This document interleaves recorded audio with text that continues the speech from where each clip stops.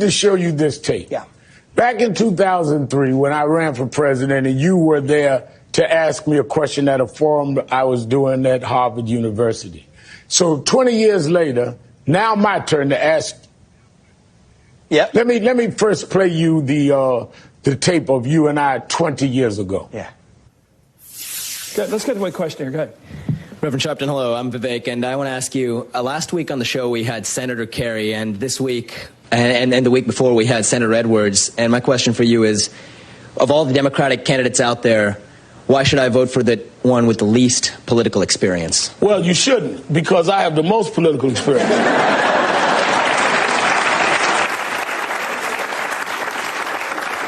I got involved in the political movement when I was 12 years old.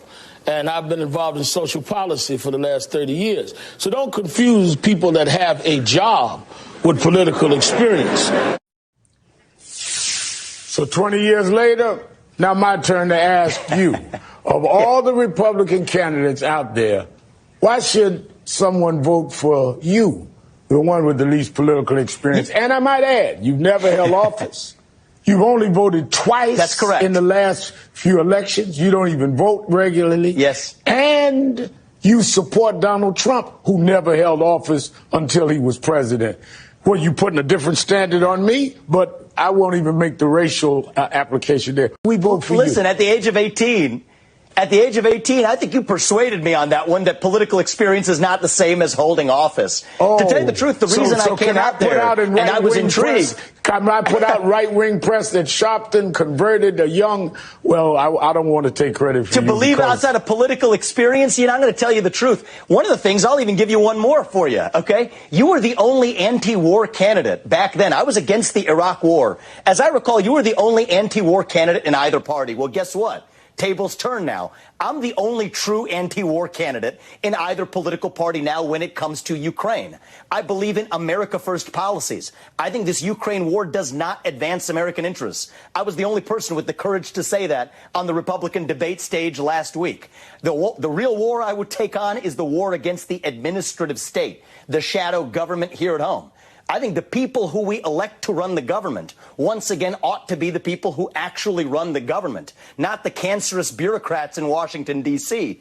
I'll have a 75% headcount reduction for all of the people who weren't elected in Washington, D.C. So this is a very different vision than you hear amongst traditional Democrats, for sure, but even amongst traditional Republicans. I want to shut down the administrative state. I want to declare independence from China.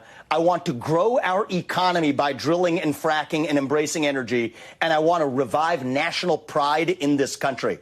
That's not a Republican idea or a Democratic vision. It is a pro-American vision. That's what I stand for. It's why I'm in this race. I would take issue that when I opposed the war in Iraq and going for weapons of mass destruction that wasn't there, so I ended up being right. You can't compare that to the United States supporting Ukraine defending itself against Russia. So that's Look, I think there's a myth that Ukraine's actually, I think I was against the Iraq war then, but I'm consistent now. Ukraine is not some democracy that we've now painted it to be. I think this is a regime that really has some serious flaws as well. Ukraine is in a, so I think I respectfully disagree with you. Strategic place where I respectfully we have disagree that I do not think that, but all right, we can agree to disagree on Ukraine that. is not a NATO ally, and Ukraine doesn't advance U.S. interests. So that's one of the things that's distinctive about my views. We disagree respectfully on that. I don't need to response. Okay. All right. I wrote it down because this is important to me. Give me the one that doesn't work. Yeah. This past week on Morning Joe, I saw a snippet of you asking Reverend Al Sharpton why you should vote for him over John Kerry or John Edwards when you were in college. Yes. Give me his charge. 18 years old. I was a freshman at Harvard, and I considered voting for someone who wasn't a Republican, because I hated George Bush. That's it. When I was in college, my first vote was for Ronald Reagan. Excellent. And as a lifetime conservative, I want to know how you can assure me you're not just another rhino who's going to turn your back on us and it's a good stomp on the conservative movement. So I'm gonna just fess up on something. I did not come out of the birth canal spouting conservative talking points. Didn't. That wasn't me. They don't like me saying it that way. That's like, don't say things like that. so it's just the truth. I came to my views because of my experiences. So when I was 18 years old, I was badly disaffected. I ended up voting Libertarian in that election. I couldn't have cared for George Bush. I couldn't have cared for John Kerry. So I knew it was a throwaway vote. It wasn't going to change the outcome of the election, but at least there was a guy who at least was less painful as a politician. I had a throwaway vote there, and then I'll just fess up further to you. McCain versus Obama, sat it out. Romney versus Obama, sat it out. I was disaffected, and I get why young people are disaffected from politics, because everything I told you from weapons of mass destruction to the 08 bailouts, that falls at the feet of Republicans. Everything that Obama sold us as a false bill of goods, that fell at the feet of the Democrats. And so I was jaded and cynical for a long time. What drew me in, it wasn't even back to partisan politics, I didn't think, but in 2020, so first of all, my first son was born. There's something about that that changes your perspective. And looking back, that probably was the more important part of what happened in 2020. But a few months later, I'm a CEO of a biotech company. Minding my own business. We developed 5 medicines that are FDA approved today. One of them is a life-saving therapy in kids. Another one for prostate cancer. This was my world. Okay, just a very different world than I'm in right now. And then George Floyd dies. And then there's a demand that I make a statement and or a donation on behalf of Black Lives Matter. That didn't make sense to me. Even then, I keep an open mind. Look up your organization. I don't really think this is the company's place, but let's see what's going on here. On the front page of the website, it says, we call for dismantling the nuclear family structure. Yeah, I did have the ultimate privilege of 2 parents in the house with a focus on education and a belief in God. So I said, no. I'm not going to be supporting some organization that calls for dismantling the nuclear family structure. That led to a series of controversies. This is a multi-billion-dollar biotech company.